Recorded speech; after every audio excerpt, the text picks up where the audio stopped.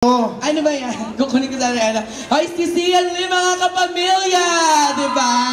Ang gwapo-gwapo ni Makoy. Grabe talaga. Magpapasalamat lang talaga ako sa lahat ng pumunta.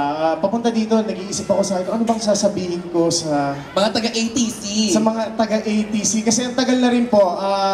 Actually, alam po, Mami, yung show po na nagawa namin ni Kim, medyo matagal na rin po.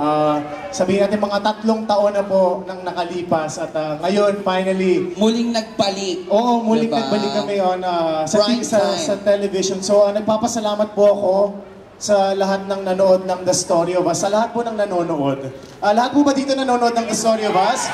Yes. At alam mo ba, Sian, kaya tayo nandito ngayon nagsasama-sama kasi di ba I think itong week lang na to, ginanap yung press con natin. Ang thank you press con dahil nga sa pilot week pa lamang ng The Story of Us, pinag-usapan sa social media, nakakuha tayo ng magandang mga feedbacks at ang ganda rin ng rating na nakuha natin. Kaya naman maraming salamat sa inyo at andito po ngayon si Tina at si Makoy para po kayo naman ay pasalamatan ng personal. And sa lahat, ulitin ko lang po, medyo baka hindi ko nasabi ng maayos kanina, magpapasalamat po ako sa lahat po ng fan groups na nandito. Simulan po